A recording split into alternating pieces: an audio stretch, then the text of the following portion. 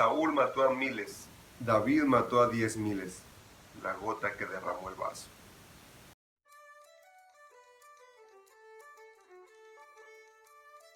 Si recordamos bien, en David parte 1, terminamos la historia en la cual David había matado a Goliat después de haberlos retado descaradamente. David fue el que se atrevió a poner a Goliat en su lugar. Le dio un testimonio impresionante a todo el pueblo, los inspiró a hacer cosas increíbles. Y ahora regresaba victorioso a la ciudad capital. Pero pasaba algo. Cuando la gente recibe a todo el ejército que va llegando, con Saúl a la cabeza como el rey, a Saúl le resultó taladrante una expresión que las mujeres hicieron como un canto para recibir a todo el ejército. Y la expresión era: Saúl mató a miles, pero David mató a 10,000. De forma inmediata, los celos no se hicieron esperar. Saúl inmediatamente dijo: ahora resulta que David es mejor que yo. ¿Qué sigue ahora? ¿Que me quite mi reino? Saúl ya estaba trastornado por sus problemas anteriores. Pero aun cuando Saúl no quería que David siguiera ahí, muy en el fondo sabía que era uno de sus soldados más leales. El efecto que David tuvo en todo el ejército fue impresionante. Todo el ejército seguía a David ciegamente, fielmente. Los inspiró a hacer cosas que antes no se atrevían a hacer. Tuvieron logros más grandes que los que habían tenido con Saúl antes que David apareciera. Así que Saúl sabía que David era una especie de mal necesario para su ego. Sabía que el muchacho era noble y que no tenía malas intenciones. Así que eso lo detuvo al principio un poco para no hacerle daño. A la par de esta situación y de forma muy contradictoria, Jonatán, mejor conocido como Jonatán, el hijo de Saúl, príncipe de Israel y un distinguido guerrero, cobijó a David para enseñarle todas aquellas cosas que este joven pastor no sabía. Recordemos que David tenía entre 14 y 16 años cuando enfrentó a Goliat. Entonces, al ser alguien tan joven, desconocía muchas cosas. Para eso, Jonatán se encargó de invitarlo a vivir al palacio, enseñarle muchas cosas de todas las ciencias, las artes, la cultura de las cuales un príncipe se empapaba. Las compartió con él y al mismo tiempo le enseñó el arte de la guerra. Aun cuando los ejércitos de Saúl seguían ganando con David dirigiéndolos, con todos los soldados siendo fieles e inspirados por David para seguir peleando, un jovencito, Saúl permitió que en su cabeza se metiera la idea de que David era una amenaza. Y en desplantes de ira, rabia descontrolada, Saúl trató de matarlo varias veces. El primer intento que se registra se dio mientras David se encontraba en el palacio tocando el arpa. De pronto Saúl tuvo un ataque de ira. Saúl toma una lanza y la arroja a David mientras él estaba descuidado tocando el arpa. David la esquiva. Con su otra mano toma otra lanza y se la vuelve a arrojar a David. Y David la vuelve a esquivar. Fueron 2 veces seguidas en el mismo momento. En ese momento David se sintió muy confundido. ¿Por qué el rey hizo eso? Pero obviamente la gente que lo rodeaba, los súbditos, incluso Jonatán, trataron de justificarlo diciendo que tal vez no se sentía bien, estaba estresado o algo. Pero esa duda quedó ahí. Ahora recordemos algo. El día que David mató a Goliat, Saúl había prometido que quien matara al gigante podría pertenecer a la familia, casarse con una de sus hijas y heredar muchos bienes y riquezas. Ante esa situación, David ya se merecía ser familia del rey, pero como era muy joven no se ganaba todavía el derecho a casarse con la hija mayor del rey. Por lo que el rey Saúl en una oportunidad le dice: oye David, creo que ya va siendo tiempo de que pues tú y yo emparentemos, recuerda la promesa que te hice. Pero David fue tan noble que le dijo al rey Saúl: yo no soy digno de pertenecer a tu familia, soy un simple campesino, mucho es para mí estar a tu servicio. Aún así, Saúl vio en eso una oportunidad para aprovecharse de la nobleza del joven y matarlo, no por su propia mano, sino utilizar a alguien más. Así que él se fijó y se dio cuenta que David estaba enamorado de una joven llamada Mical, otra de las hijas del rey. Entonces Saúl se dio cuenta que por ahí podía atrapar a David. Así que le propuso un trato: mata a 100 filisteos tú solo, porque yo sé que no tienes dinero que alcance para pagar una dote que te dé derecho a casarte con mi hija Mical. Si demuestras tu valor, serás digno de mí. David acepta el reto y no solamente consigue matar a 100 filisteos él solo, mató a 200, porque David realmente amaba a esta joven. Cuando esto sucede, Saúl entiende en ese momento que no habría cosa que él pudiera hacer para afectar al joven. Dios estaba con él y lo iba a proteger. Vamos a hacer una pausa aquí. Sucede muchas veces que nosotros nos apropiamos de la función que tenemos en el lugar donde nos encontramos.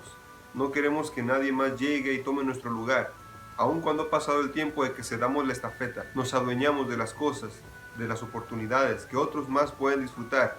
Somos celosos de nuestro conocimiento y no lo queremos compartir. Saúl tenía miedo de ser superado por David, pero se resistía a aceptar que eso ya había pasado. David tenía algo que él ya no poseía, era nobleza, inocencia y buenas intenciones, pero sobre todo su dependencia de Dios. Así que David ingresa a la familia real casándose con la hija del rey, Mical. Después hubo un tercer intento por el cual Saúl quiso matar a David, y fue llamando a su hijo Jonatán, poniéndolo de acuerdo con un escuadrón especial a su servicio. David y Jonatán ya habían hecho un acuerdo en el cual se juraban que uno iba a proteger a la familia del otro en cualquier situación. Se habían jurado lealtad, una amistad para toda la vida. Aun cuando Jonatán era mayor que David por muchos años, estamos hablando de que Jonatán tendría aproximadamente unos 40 años, se habían convertido en leales compañeros de batalla.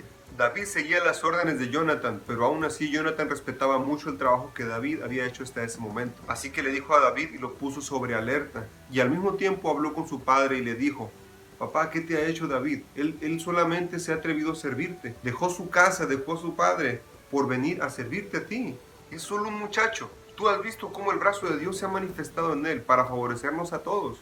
A lo que Saúl aceptó y dijo: tienes razón, está bien, yo no voy a ponerle una mano encima. Y David regresó. Pero después de eso vino otro intento, que fue el quinto.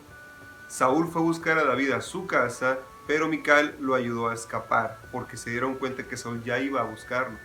Así que Saúl se dio cuenta que sus hijos no lo iban a ayudar a matar a David, porque sus hijos sabían lo que era lo correcto. En ese momento David huyó con el profeta Samuel. Si se acuerdan, el profeta Samuel fue quien ungió a David. Saúl mandó varios soldados y después fue él mismo a terminar la tarea y no pudieron encontrar a David para matarlo. Es ahí cuando Jonatán y David acuerdan mandarles un mensaje de una manera muy especial con un código utilizando unas flechas a distancia. De esa manera David sabría si podría o no volver a su casa. Cuando Jonatán le pregunta a su padre cuál es su problema con David, un joven que lo ha dado todo por estar ahí con ellos, ayudando, protegiendo, siendo leal, Saúl nuevamente se enciende en ira, toma una lanza y se la arroja a su propio hijo. Jonatán también logra esquivarlo. Y decepcionado de la conducta de su padre, le envía el código a David para decirle que no puede regresar. Es ahí donde inicia una etapa distinta para David, en la cual tiene que irse a vivir al desierto, pero adopta una vida de justiciero, en la cual protege a las aldeas, protege a los pueblos pequeños de saqueadores, ladrones, asesinos. Recordemos que David ya era legendario en ese momento a su corta edad, así que muchos hombres empezaron a seguirlo y principalmente sus hermanos eran sus soldados más leales. Ahora ellos seguían sus órdenes. Y ese grupo de personas crecía con el tiempo, cada vez eran más y más, hasta que David tenía su propio ejército. Algo que debe quedarnos claro aquí es que cuando un grupo de personas nos sigue y nosotros somos una influencia poderosa para esas personas, debemos de ser responsables sobre la manera en la cual nosotros nos dirigimos porque ellos van siguiendo nuestros pasos. David en ese momento no había madurado la situación. Aunque era un buen joven, dirigido por Dios, buena voluntad, nobleza, pureza de corazón, David necesitaba madurar lo necesario para poder asumir el puesto para el cual él estaba destinado. Aún no estaba listo. Si bien Jonatán lo había preparado con mucho conocimiento, estrategia y apoyo moral en el ejército, en el palacio, como su amigo, aún así David debía de forjar un carácter que lo ayudara a aceptar la voluntad de Dios en su vida y tener todos los conocimientos y la experiencia necesaria para dirigirse como el rey que Israel necesitaba en ese momento. Tristemente es muy común ver jóvenes que se dan cuenta de que alguien los está siguiendo, se vuelven altaneros y arrogantes, se equivocan y llevan a la gente a una desgracia, a una decisión equivocada en la cual nadie sale ganando. Y se pierde ese talento que se pudo haber aprovechado en algo muy bueno, en un crecimiento para muchas personas que pudo haber sido muy positivo. David necesitaba aprender esa lección y cometió un error muy importante. En una ocasión que tenía mucha hambre y necesitaba alimento, llegó a un poblado llamado Nob. En ese poblado había un templo en el cual estaba a cargo el sacerdote Ahimelech.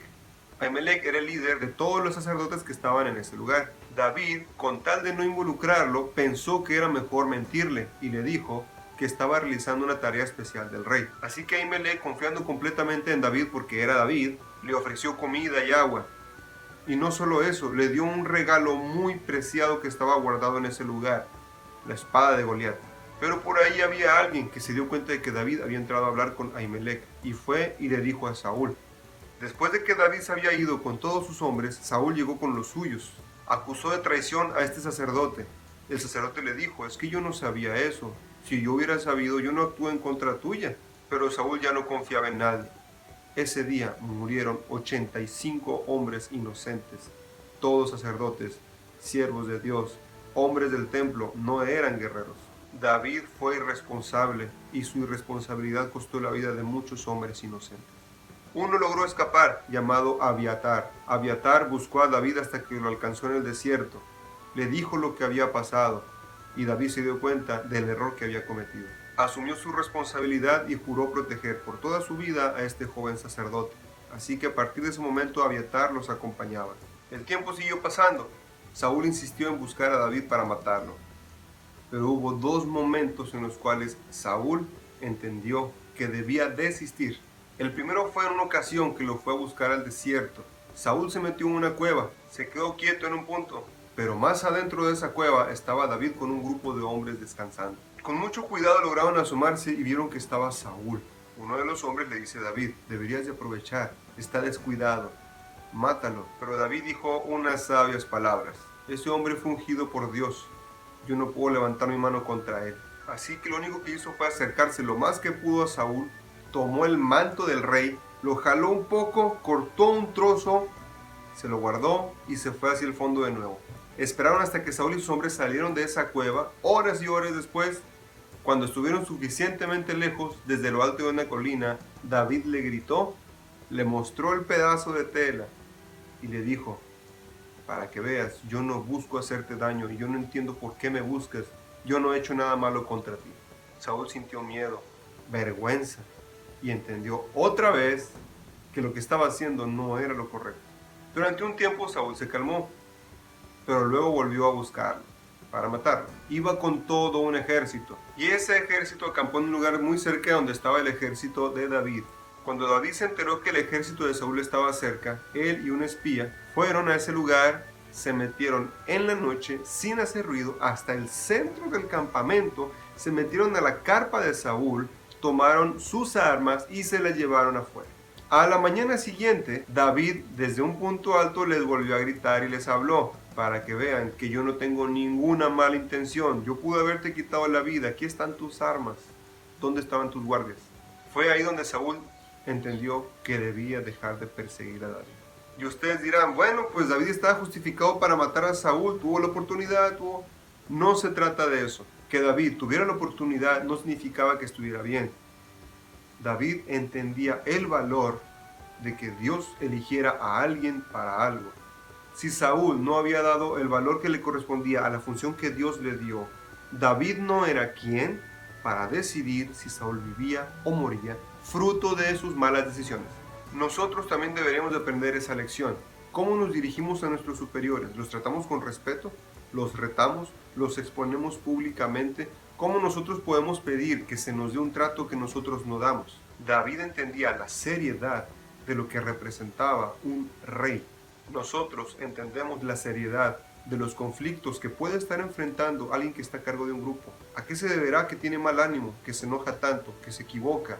Los líderes no son infalibles. Es cierto, muchas veces se resisten a corregir su mal camino, pero no estamos autorizados para juzgarlos, porque en algún momento pudiéramos estar en su lugar y cometer los mismos o peores errores. ¿Cómo te sentirías de que alguien se sienta con la capacidad de juzgarte cuando no ha estado en tu posición?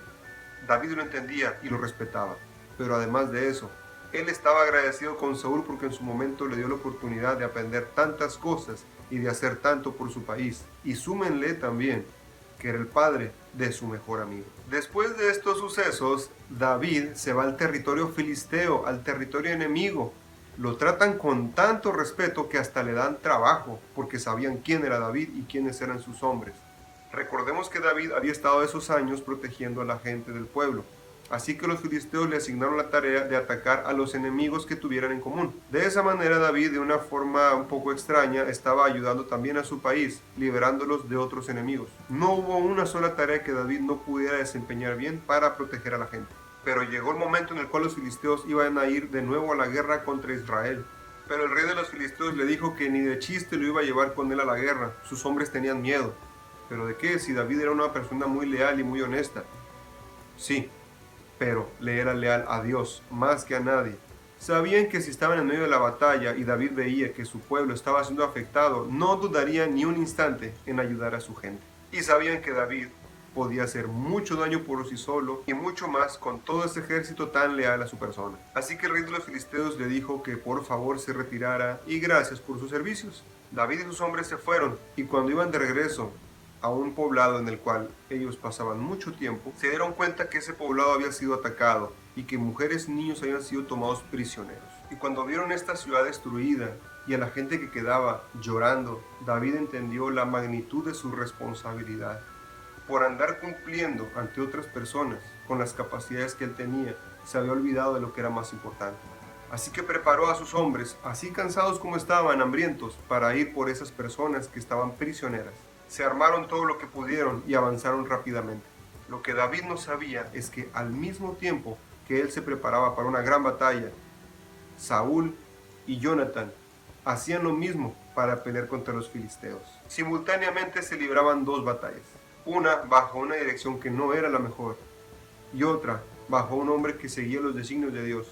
David logra la victoria, rescata a esas personas, regresa victorioso, cansado, algo triste, porque hubiera preferido que todo eso no sucediera. Pero en la otra batalla ocurrió una verdadera tragedia.